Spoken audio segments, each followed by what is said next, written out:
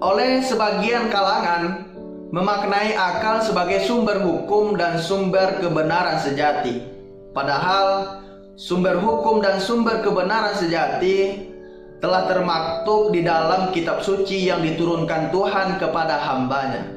Dengan demikian, fungsi akal yang sebenarnya adalah sebagai alat untuk memaknai dan memahami sumber hukum dari Tuhan, bukan sebagai alat untuk melahirkan atau memproduksi hukum baru. Dan wajar saja pada saat ini banyak hukum-hukum yang dilahirkan oleh wakil rakyat bertentangan dan membuat kekacauan di tengah masyarakat, yang dikarenakan mereka menuhankan pemikiran mereka dan melahirkan hukum baru. Dan juga sesuai yang kita lihat pada saat ini, apabila akal dijadikan sumber hukum, maka akan lahir berbagai pertentangan dan permasalahan di muka bumi ini. Ketidakadilan akan muncul dan merajalela, sehingga kebobrokan akan terjadi di mana-mana.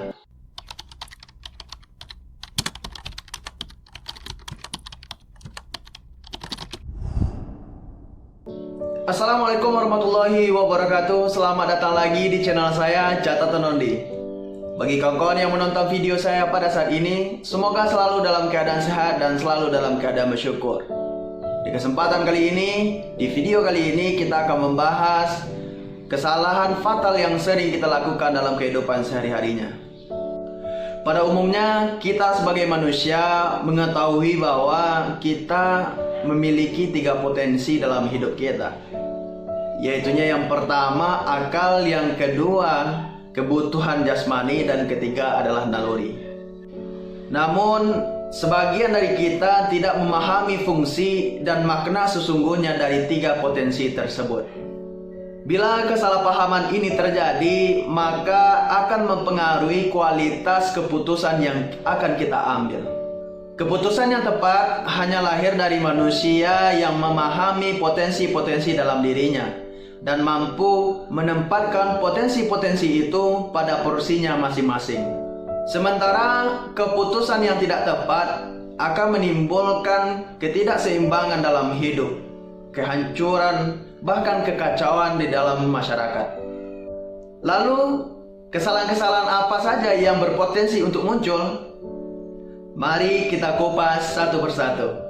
Kesalahan yang pertama yaitunya menuhankan akal pikiran. Akal merupakan salah satu potensi yang dimiliki oleh manusia. Akal bisa membedakan mana yang benar dan mana yang salah. Akal juga bisa membedakan mana tindakan yang etis dan mana tindakan yang buruk. Oleh karenanya, potensi inilah yang membedakan antara manusia dengan hewan. Permasalahannya, potensi ini kadang digunakan semaunya, bahkan tidak sesuai dengan porsinya. Oleh sebagian kalangan, memaknai akal sebagai sumber hukum dan sumber kebenaran sejati. Padahal, sumber hukum dan sumber kebenaran sejati telah termaktub di dalam kitab suci yang diturunkan Tuhan kepada hambanya.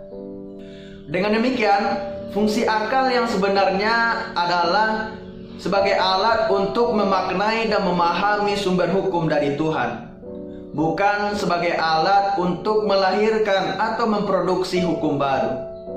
Dan wajar saja pada saat ini banyak hukum-hukum yang dilahirkan oleh wakil rakyat bertentangan dan membuat kekacauan di tengah masyarakat, yang dikarenakan mereka menuhankan pemikiran mereka dan melahirkan hukum baru. Dan juga sesuai yang kita lihat pada saat ini, apabila akal dijadikan sumber hukum, maka akan lahir berbagai pertentangan dan permasalahan di muka bumi ini. Ketidakadilan akan muncul dan merajalela, sehingga kebobrokan akan terjadi di mana-mana. Hal yang paling tepat dan harus dilakukan manusia adalah menempatkan akal sesuai dengan porsinya, yaitu sebagai alat untuk menimbang segala sesuatu yang harus dikerjakan atau segala sesuatu yang harus dihindari. Pada akhirnya, kita akan termotivasi untuk melahirkan ide-ide cemerlang, dan merancang mega proyek yang akan bermanfaat untuk kelangsungan hidup masyarakat luas secara efektif dan secara efisien. Yang kedua adalah berkelebihan dalam memenuhi kebutuhan jasmani. Kebutuhan ini tergolong kepada hal yang sangat penting karena menyangkut nyawa manusia.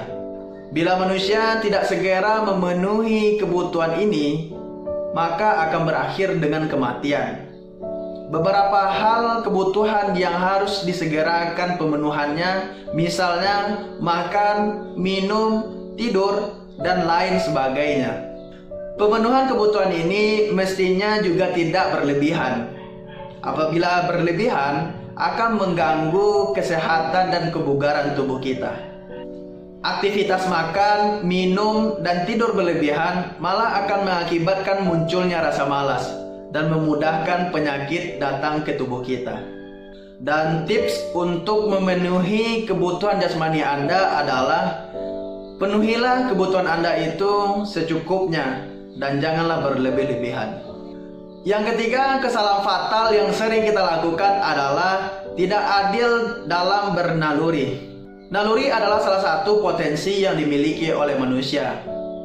Apabila kita tinjau dari pemenuhannya, maka pemenuhan kebutuhan dengan potensi ini masih bisa kita tangguhkan.